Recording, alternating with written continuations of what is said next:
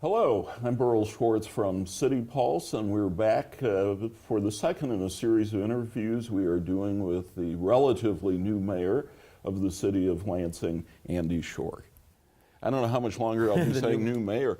Andy, you and I were texting last night rather late about this program, and it occurred to me, do you ever get to turn your phone off? Not really. Yeah. Not really. It's all access, all hours of the day, but that's part of the job. I'll tell you a quick story. When I was Washington bureau chief of UPI, it was owned by a guy who had been Governor Reagan's health secretary in California, and one night they were dealing with riots at a prison, and a number of them gathered at the executive, well, they actually didn't, I don't know if they had an executive mansion in California, but they gathered wherever Reagan lived and in the middle of the night.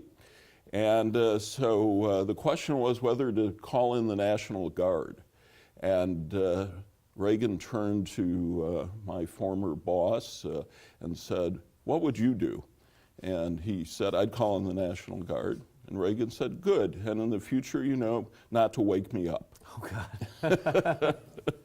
Nice. So I want to talk to you about very current events, the budget. Yeah. So what is the headline?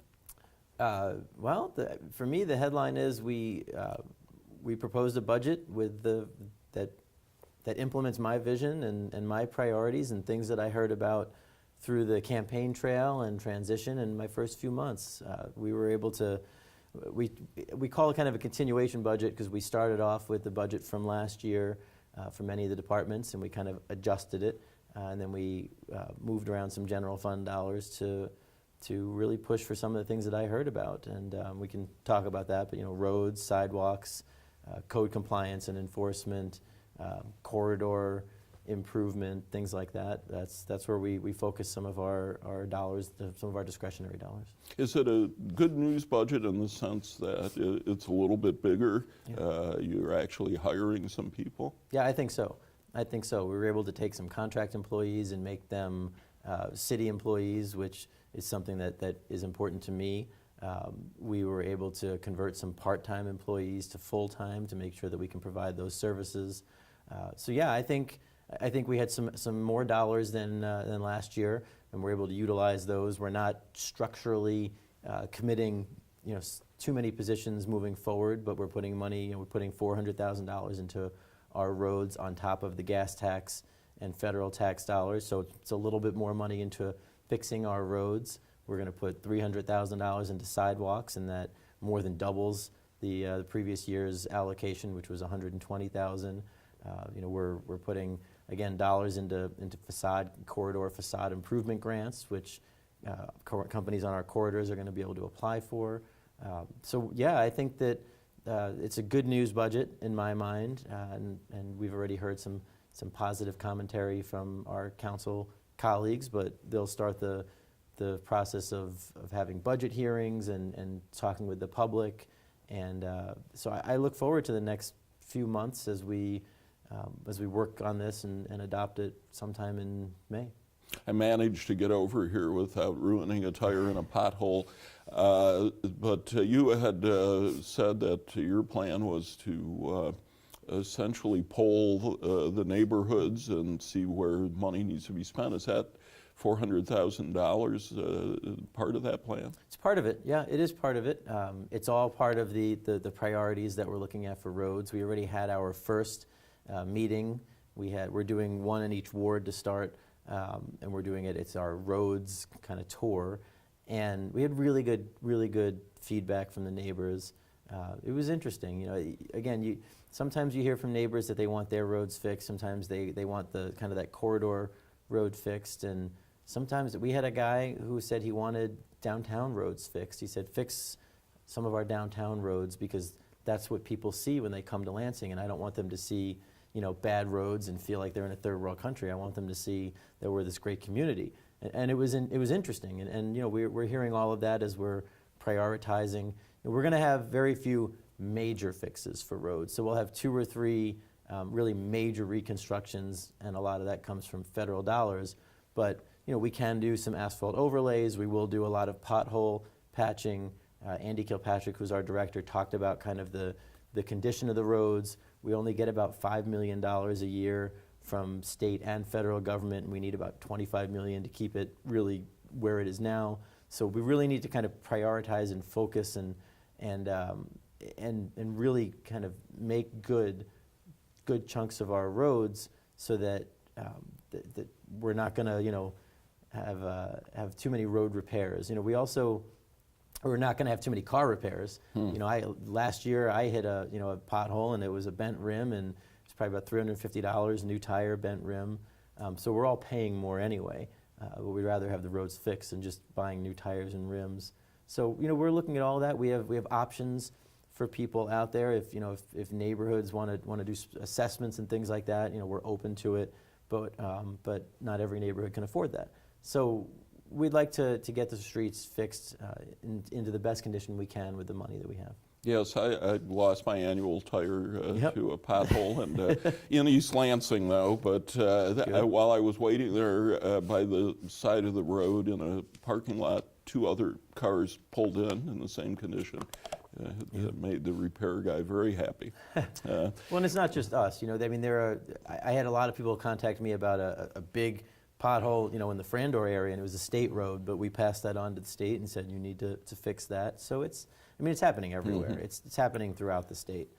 It's a bigger state problem, and I think the state needs to take it a little more seriously. We're thankful that the legislature just passed $17 million in the current year for fixes, so the city will get $900,000 that we can use now, and we're going to start spending that money immediately and getting road crews out and more road crews out to fix the roads as soon as the weather is warm enough. You don't want to just throw down cold patch and have it come back out. As soon as the weather's warm enough, we're going to have lots of crews out there fixing roads. Very good. Well, since we met last, I guess the biggest announcement you made was you're putting the City Hall project on hold. Walk us through that, because before you took office, you were very much in favor of the plan, and what happened? Well, I'm still in favor of kind of the win-win. I'm still in favor. It's with the current City Hall, it's about $55 million or so. If we wanted to fix it, it's not in good condition. It's leaking, and it's inefficient. We've got all kinds of infrastructure problems. We put probably about $500,000 into City Hall every year, and that's just kind of Band-Aids. That's just getting by. You told me that literally there was a piece of furniture somebody couldn't move because of the mold. Yeah. Yep. They tried to move it and they couldn't, and we couldn't figure out why, and it was because it was molded to the ground. So there are major issues. So to spend that $55 million on kind of another City Hall, and then taking the existing City Hall and making it a hotel, now we've got a great new hotel. We've got economic development within our downtown and a City Hall that we would have spent the same amount of money on. I still believe in all that, and I said that last year, and I say it this year. The issue we ran up against is you can't move out of your house and leave the furniture there. We need to figure out what's going to happen with the courts and what's going to happen with the lockup, and the lockup is not part of that $55 million. It's more. So the first priority really has to be, what do we do with the courts? And there have been discussions about court consolidation for years, and we're going to restart that conversation and see, is it possible to consolidate? I think we're one of 6 counties that doesn't have a consolidated district court, so we need to look and see, can we do that? Kalamazoo did it recently, so we have a model.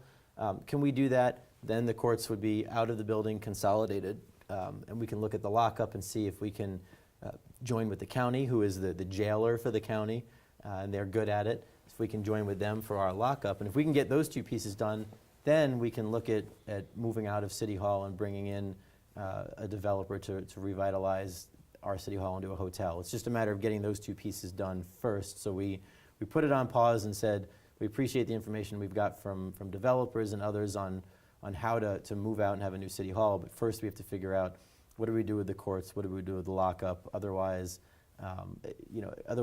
we really have problems getting out, and one thing I really don't want is have to move into transition space.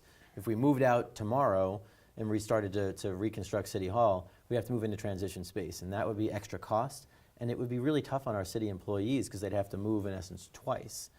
So we want to get the courts and the lockup figured out first.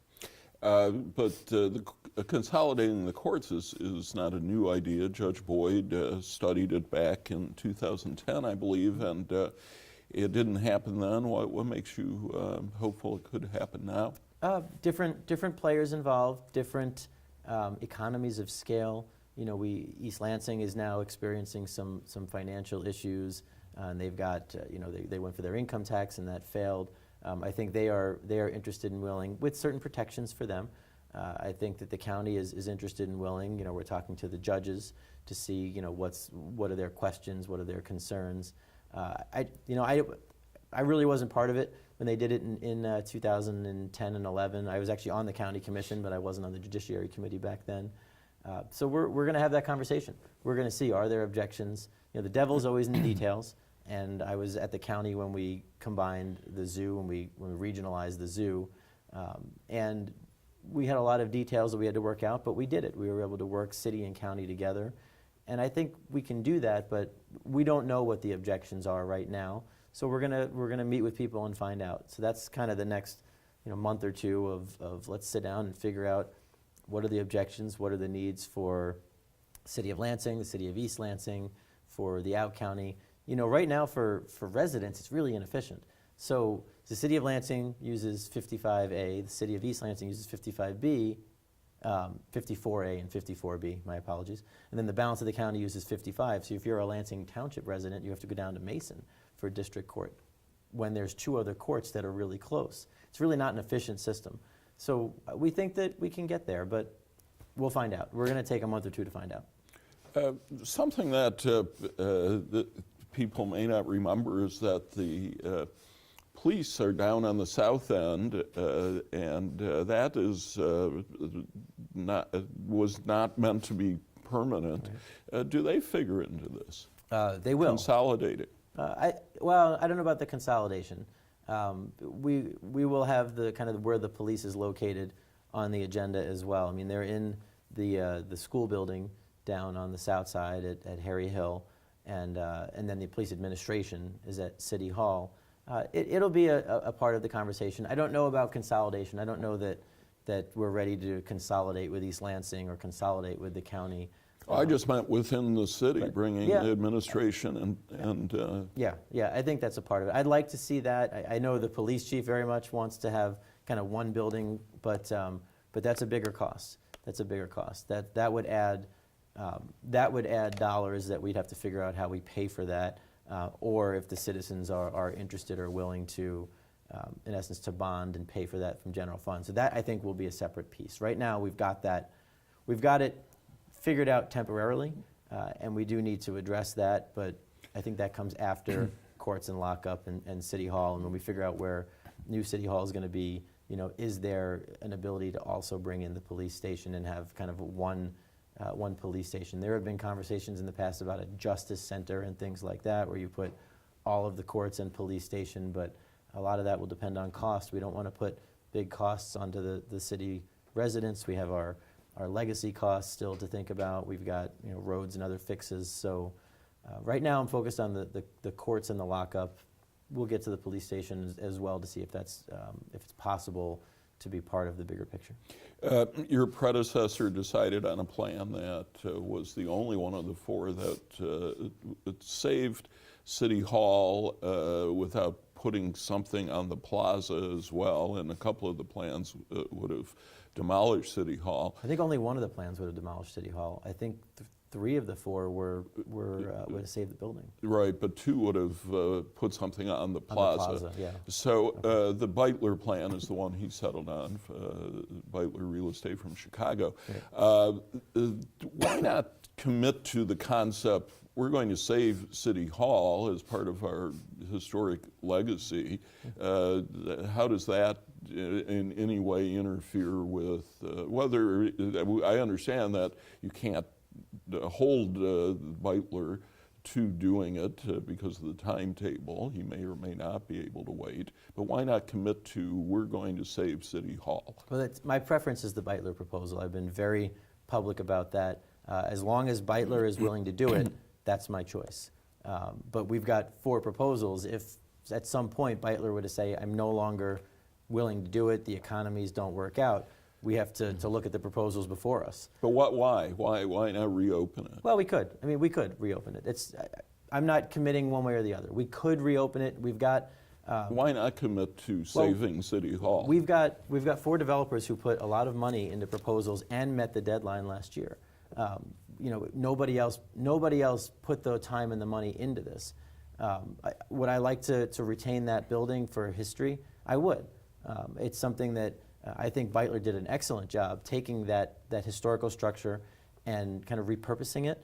So that's my preference, but you have to think about cost, you have to think about taxpayer dollars, you have to think about the look and feel, you have to think about use. We have a lot of different conditions. Historical is part of it, but if it's going to be tens of $millions more that the city residents have to pay, I can't say we are absolutely 100% only going to worry about saving that building and the taxpayers are willing to pay for that. I can't make that statement. But we right know now. it's possible. We do, and it's something that I like that proposal very much.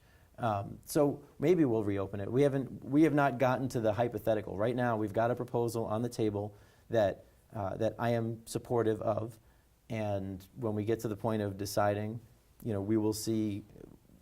We need to see what's still out there, what the pieces are. If Beitler is still interested and the economies still work out for him, if the cost is still within the range, we have the new City Hall, which we have 4 proposals on, which we haven't made decisions on yet because we put it on pause because of the courts and the lockup. So I've got 4 proposals in front of me. Maybe we would open it up. Nobody else bid 3 months ago, so I don't know what changed in the 3 months that someone else would put in a new bid, but if somebody came to us and said that they wanted to, we may consider that.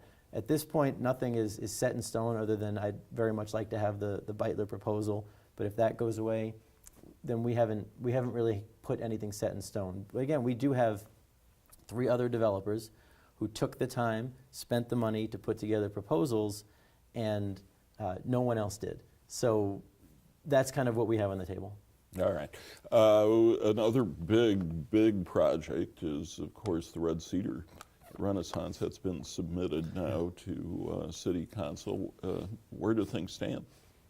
City Council has it. I believe in the next few days, the 30-day clock runs out, so they can set the public hearing at any time. So we'll see when they do. I know that there are some questions that they are that they have brought up, and they're talking to the developers, and they're talking with LEAP and others. So I think they are working through their process. It would be nice to get it all. If it's going to move forward, it would be nice to get it all figured out by construction season, so that they can actually start the construction of the plinth, the platform. There have been a variety of questions that have been raised that many of them I think we actually answered. There's the green space question. You're getting rid of our green space, so this actually brings in more green space than what we have now, more usable green space than we have now on the Red Cedar. So I think that's a good thing. Pat Lindeman has shown kind of where the drain is going to be redone. There's going to be a park with an ice skating rink. There's going to be Marshall Music's going to do a series of pods, and there's going to be like band shell and things like that. So I think that there will still be a lot of active usable space. There are questions that labor has raised, and we are very interested in having local labor being used on this job. There have been questions in the past on, are people cheating and bringing in non-local labor when they say they're going to bring in local labor and things, and the development agreement actually includes provisions where we're going to be checking on that. We want to make sure that they're paying the income tax. We want to make sure that they're utilizing labor as committed. So we built in a lot of safeguards, and I think a lot of those conversations are still happening right now. And I think hopefully in the next few weeks and maybe a month or two, those conversations will continue, and we'll get to a point where council is ready to discuss and vote. But it's on their timetable right now, and for us, we can answer any questions they have. They'll set a public hearing and make the decision on if they want to vote for the development agreement or not. In June, the option on the property expires with the developer, so that's kind of our timetable is by June. Then we have to decide, are we close enough that if it's not done by then, are we close enough that we have to extend the timetable, which I'm really not looking forward to doing, or do we have to rebid it? But my hope right now is council will do their process, and that's kind of where we're at. You didn't raise a question that at least one or two council members have raised about how much the developer is willing to pay for the property Sure. versus what it was assessed at. Is that going to be an issue? Maybe. It's actually a lot more complicated. The property was assessed at about 5 years ago. The property was assessed at $7 million, but that's assuming that it was actually developable right now. Right now, it's not.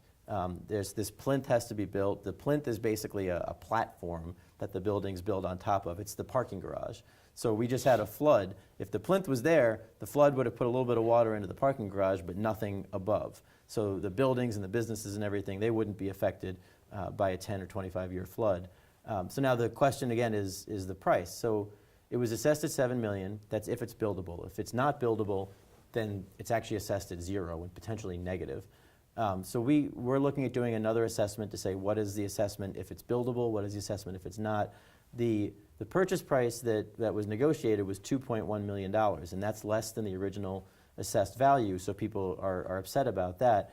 The catch is we're bonding for about $50 million. The city is going to bond for $10 million for all the public improvements, so the streets and sidewalks and things. And then the developers are bonding for the other $40 million. The catch is, or the catch, the benefit, the bonus, is that all of that gets paid back by the tax increment financing. So what that means is, if we build, all of a sudden there's this increase in property tax that will come in, which we're not getting now. The increase in property tax will pay off the bonds. If for some reason we don't generate enough increase in property tax, the developers are on the hook. There is not one tax dollar at stake here. So when people say these are my tax dollars that could go to roads, not one tax dollar is at stake. So your tax dollars will still go to roads. They won't go towards this project. We are bonding and we have bond capacity, but the bonds plus interest are paid back by the increased property taxes. And then when that's paid off, we get those property taxes. We also will be getting the income tax. So the city will make money on this because we get all the new income tax that's generated. So we will benefit, and there's not one tax dollar at stake. So because of all of that, we were willing to have a lower sale price than the original assessed value because of the income tax and benefit we're going to make, which will go towards our general fund, and then our future property taxes without one tax dollar at stake. So I thought that was pretty good. The original proposal 4 years ago had the city bonding for all of it. Now we're bonding for $10 million, the developers for $40 million. I think that was good progress in the negotiations that we had with the developer. The sale price is what it is. Would it be nice to have more? Sure, but then we'd probably be on the hook for bonding. And at this point, I would rather not have any taxpayer dollars on the hook. And unless that plinth is built, nobody's buying this property because you can't develop on it anyway. I mean, there are people out there who've said, why not put it back to a golf course? And we've had 2 public votes which have said that the citizens are willing and interested to have it sold and developed. You mentioned the flood, and I'm wondering if were there any lessons learned, or did the city pretty much have it under control given what you had to deal with? I think the city had it under control. We saved $2.25 million by taking proactive action, by declaring the emergency before the waters crested. We put up the barrier and saved hundreds of houses in Urbandale. I had somebody grab me the other day and tell me, Mayor, thank you for saving my house. Honestly, it was one of the more touching days. I think we did a lot. We learned, of course we learned. We're always going to learn things. And there are still people who are upset that, their basements flooded and they wanted the city to come in and clean their basements for them and things, and we said we don't come in and clean basements. Although we have been able to get money from the state and federal government, $1,500 per home for our city residents for low income. We're getting money, loans from the SBA. We have federal emergency declaration from the governor. So we actually are getting dollars and things that people can use. Are we learning things? Yes, we're always learning things. It's always tough when someone says that there was sewage coming back up into their basement, and that's because we have areas of the city that the sewage and the sanitary and the water are still combined. So we are in the process of separating those. And going back to the budget, we've got a few $1 million in the budget for separation, and that's a federal requirement. So there's always challenges, but I think our employees did a fantastic job. Everybody was on the job. We had forestry employees putting up the barrier. We had code compliance. Everybody was out. We had our pothole trucks were out 24 hours, doing 16-hour shifts. So I thought it was a great effort. I thought we saved a lot of residents a lot of money, and we kept people in homes that probably would have had to walk away for some of their homes. So yes, there were lessons learned, but I think our employees did a fantastic job. I want to turn to the issue of the medical marijuana licensing and the $562,500 that the city has received. It's received more than that, but it will have to refund a certain amount.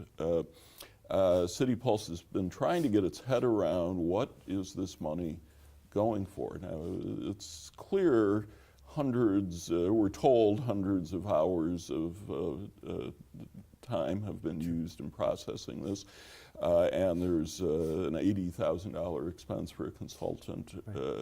But I've yet to hear anybody say we've had to spend a penny on overtime. And going forward, the city will continue to receive $5,000 a year from every applicant every year that it approves.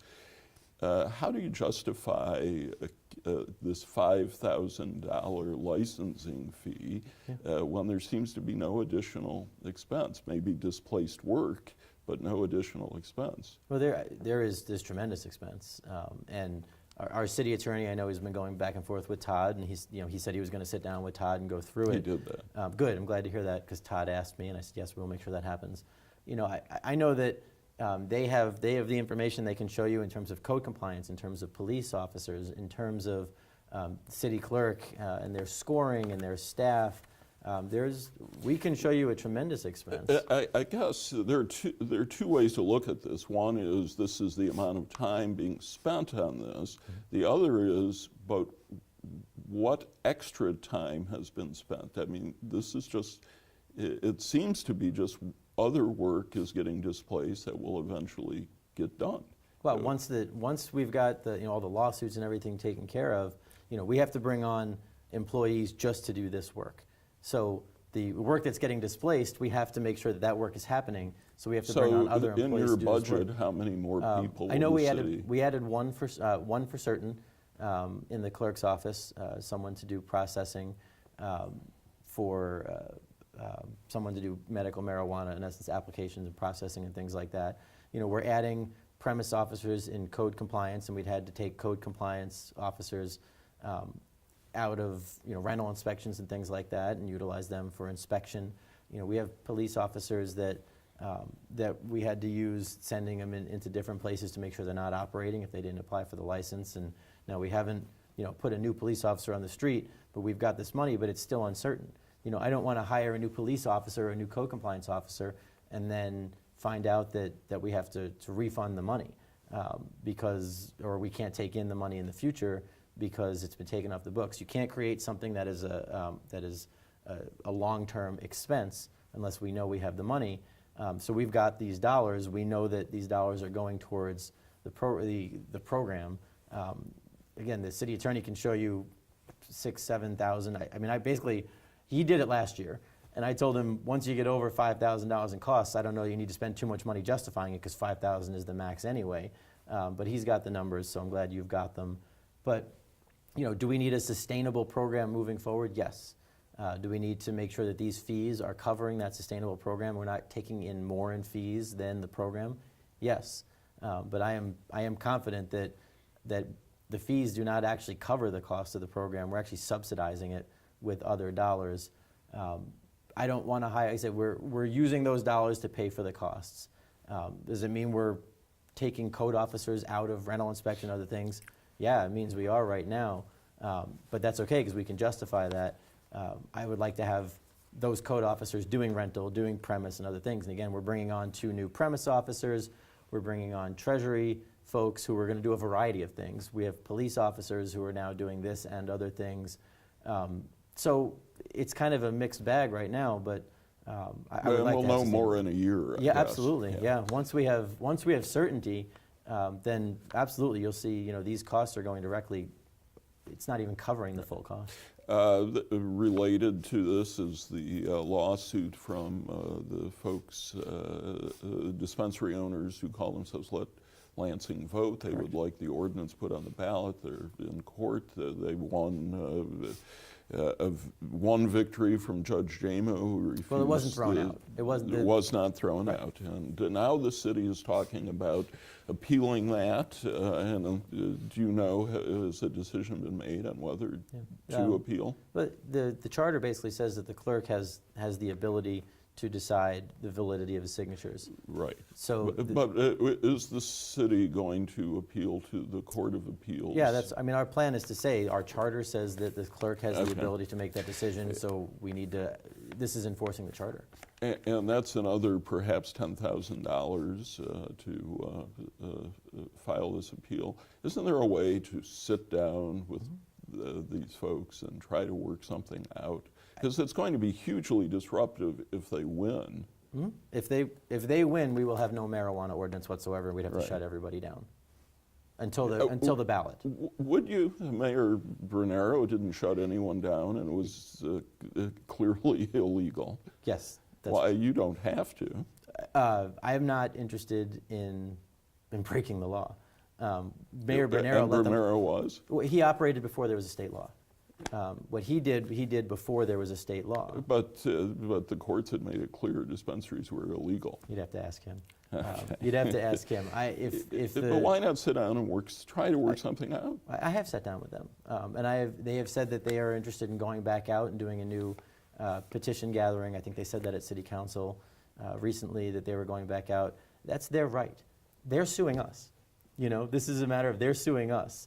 I don't know what, it seems that they're suing us and they want the City Council to change the ordinance. And unless City Council changes the ordinance, they're going to sue us. That's their right. I'm not going to complain about that, but that's their right. We're not suing them, they're suing us. City Council made a decision last year. They passed an ordinance. These folks don't like that ordinance. And they're suing us to get City Council to change the ordinance. A lawsuit against the city to get a legislative decision to change, to me, that's not a settlement you can make. You can't say, okay, you're suing me, now I'll change the law. I don't want to say that's, for me, not the right reason. If we violated the law, they are suing us, and if they are successful, then the ordinance will come off the books and we'll have no ordinance, and they have gone out, they've gone out with an initiative and they'll put it on the ballot, and if they're successful, then either council can pass a new ordinance or they'll go to the ballot with theirs and the citizens will get to vote. That's the process. I'm always happy to sit down and chat, but I'm not going to be able to tell council, you have to pass this so they'll stop suing us. Council is a legislative body elected by the people and they get to make a decision. If people don't like their decision, they can go to the ballot box and vote for someone else. And that's their right. This is the process that we have. So are we going to defend our charter in court? Yes. The charter says that the city clerk gets to make the decision on signatures. They don't like it, and I get that. They've made that abundantly clear. They think it was illegal, and they're suing, and that's their right, and we'll defend the city. Apparently there is a settlement in the works over Ormond Park in North Lansing, Pocket Park. What can you tell us about that? I don't know anything about a settlement. I have had conversations. Well, there are conversations, I guess, about a settlement. Not by me. By City Council. You'd have to talk to City Council. I have had several conversations with the Friends of Ormond Park. I have told them, as is fairly public, I wasn't supportive of the road going through the park last year. That being said, it's there. I have told them that I'm happy to put the playground equipment and what was taken away from them and the kids there, to put it back. we are planning to meet with them to figure out where that should go. You know, you don't want to just stick playground equipment in someone's backyard and then have that person be pretty upset that now the whole community is in their backyard. So I want to meet with the neighbors. We're going to meet at the park and we're going to walk around and see where do you want this to go, where are the neighbors supportive. And that's, you know, that's for me what we can do to make sure that that park is still active. I'm always happy to sit down and talk with them. I met with them in transition, and I'm always happy to sit and chat with them. Again, they are taking their legal rights and suing the city, and will defend the city from the lawsuit. If someone has, if the attorneys want to talk about, you know, settlements, then that's fine with me as well. But the attorneys will talk. We'll hear from them, and you know, there are things that we're probably willing to do, but I'm not exactly sure what they're asking for right now. I mean, the road is there. It would cost a lot of money to tear up the road. It would cost, you know, another $500,000 or more to tear up the road and put the park back, and it's just, it's a lot of dollars that would have to be spent, a lot of more dollars that would have to be spent out of our parks millage that wouldn't go to our parks. So, you know, I'm dealing with the hand that was dealt to me, and we'd like to make that park a good place for our citizens and their kids to go.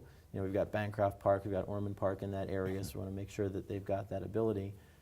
And we're ready to move forward, but again, they're allowed to take their legal rights, and we're happy to chat with them anytime, just like anybody else. All right. Well, I think we've covered it. I want to thank you very much for doing this again, and we look forward to meeting yet again in a month or so. Always enjoy it, Berl.